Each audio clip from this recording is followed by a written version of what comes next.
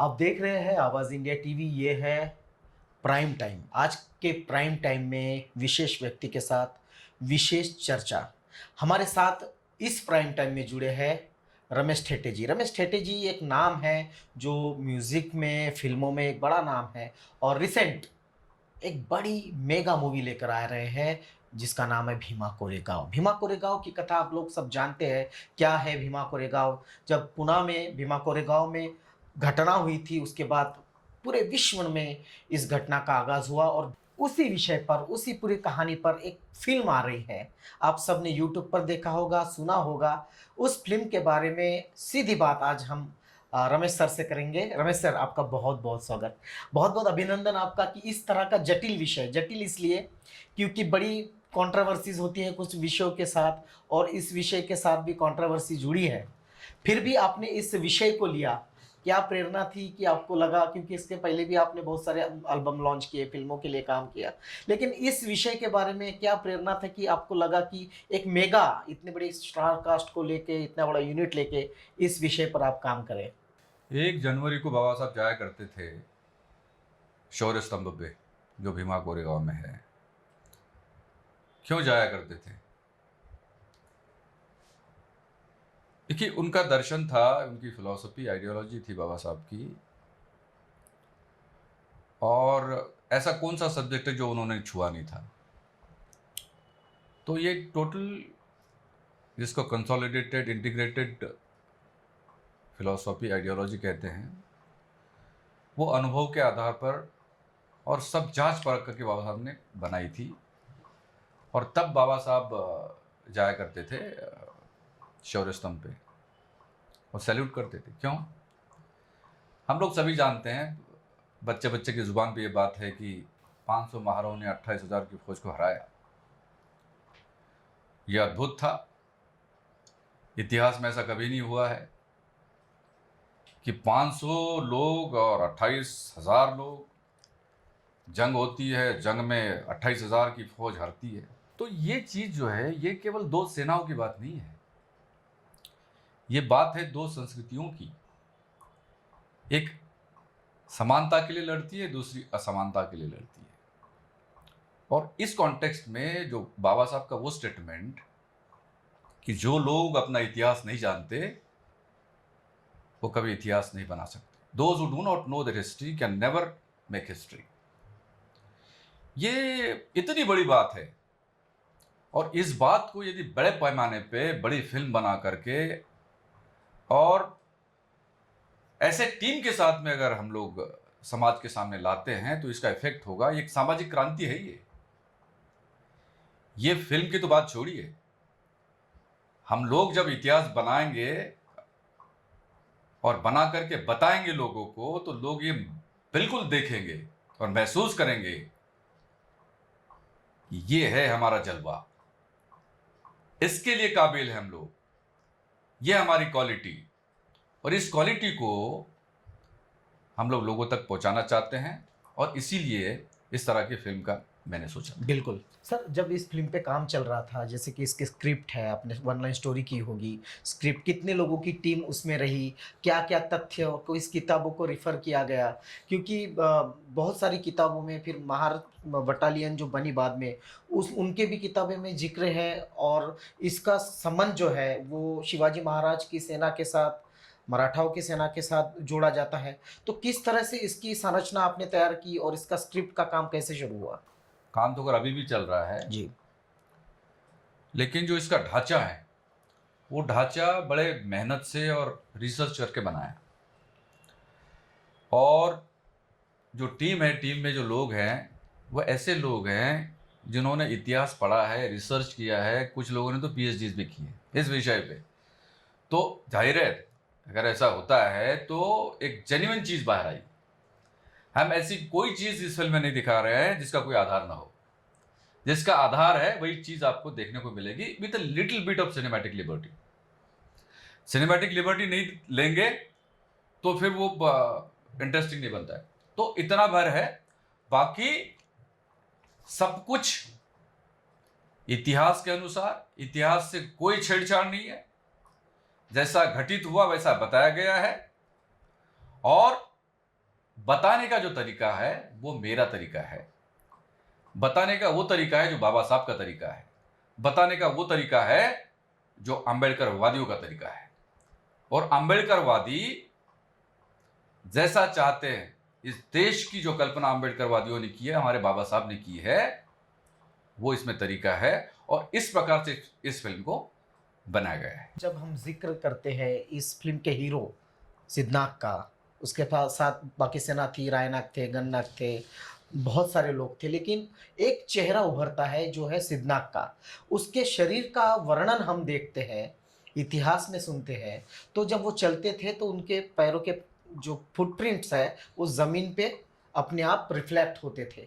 जब इसका कास्टिंग करना चाहा और आपके सामने अर्जुन रामपाल का चेहरा सामने आया, तो ये कैसा आपने उसको कास्टिंग में लिया कि अर्जुन रामपाल ही इस रोल को निभा सकते हैं सही तरीके से, या फिर और कौन से चेहरे थे जिनका आपने ऑडिशन लिया था? ने बहुत सारे लोगों के चेहरे थे हमारे सामने, लेकिन उस लिस्ट से सबसे मुफीद और इसके लिए लायक चेहरा मेरे को अर्जुन रामपाल जी का लगा।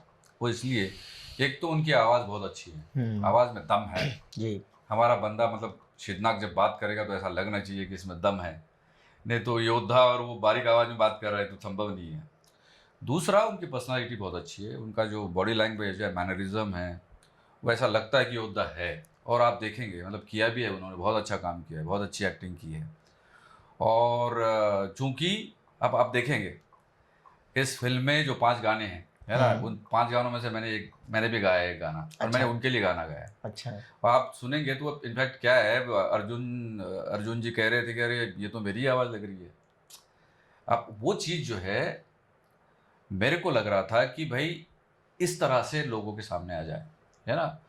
तो अर्जुन जी की पर्सनालिटी में जो विभिन्न पहलू हैं, वो पहलुओं को ध्यान में रखते हुए ऐसा मुझे लगा, जो कि करेक्ट निकल गया, कि इस रोल के लिए अर्जुन रामपाल जी का कास्टिंग करेक्ट होगा, इसलिए उनको लिया गया। इस फिल्म की बाकी जो चीज़ें हैं, जैसे गीत संगीत है और नृत्यों को, एक बड़ा नाम आपने गणेश आचार्य का आ रहा है इस टीम के साथ जुड़कर, तो क्या ज़रूरत पड़ी कि इसमें 5 गानों में क्या ऐसा कोई परफॉर्म है कि गणेश आचार्य जी को भी आपको साथ में जोड़ना पड़ा? क्या वो कथा की ज़रूरत थी? देखिए, अब फिल्म का काम जो है वो अकेले का नहीं होता है। Director captain of the ship है, लेकिन उसके साथ जो इस शिप को चलाने वाले लोग हैं, अगर वो काबिल ना हो ना तो वो डूब जाएगा। तो जैसा कि आप जानते हो कि सबसे स्टोरी से शुरुआत होती है, स्टोरी ऐसी होना चाहिए, फिर उसका स्क्रीन पे डायलॉग्स अच्छे होने चाहिए, फिर आपका कैमरे से पर्दे पे उतारने वाला डीओपी बहुत अच्छा होना चाहिए, है ना। और फिर वो जो कंटेंट है आपका, वो एक्टिंग का हो या फिर गानों का हो, है ना। जैसे गानों का कोरियोग्राफी का काम, जैसा आपने बोला, गणेश आचार्य जी एक काबिल नाम है। और उन्होंने, आप देखेंगे, अब आप वो टीजर्स देखें आपने, बहुत सारे लोग मेरे को ये कह रहे हैं, उस दिन प्रेस कॉन्फ्रेंस में भी कह रहे थे, ये बोले साहब ये तो संजय लीला भंसाली टाइप ये गाने हुए हैं। और वाकई, है ना, वो 500 लोगों का जो हुजूम था सेट पे, जब ये गाने हो रहे थे, 500 डांसर्स, है ना, और इतना बड़ा यूनिट, और पूरी टेक्नोलॉजी, जिस होना चाहिए एक बड़े फिल्म में जो होना चाहिए, वो सारा हमने उसमें रखा था।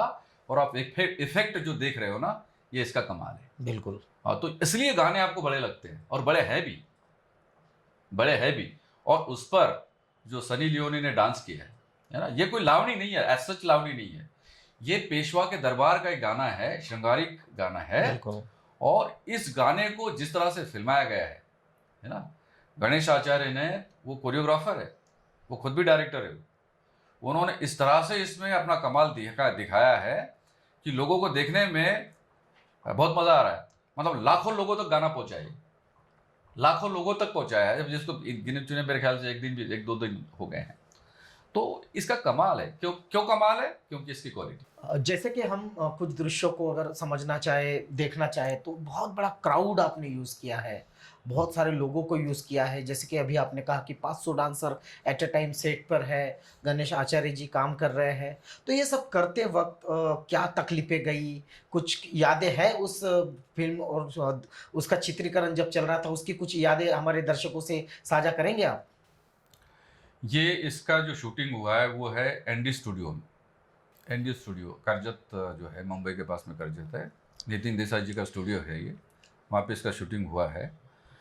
देखिए इतना बड़ा यूनिट जब काम करता है तो तकलीफ़ें तो आती है ना। इतने लोगों को मैनेज करना, हाँ, सब लोगों को इकट्ठा करना, उनको ठीक से उनसे काम करवाना, तो तकलीफ़ें आती है। लेकिन चूँकि हमने प्लानिंग से काम किया तो हमको कोई तकलीफ़ नहीं हुई। नंबर 1 बहुत ही प्लानिंग के साथ में। वैसे मैं प्रशासन में रहा हूँ, मुझे मालूम है।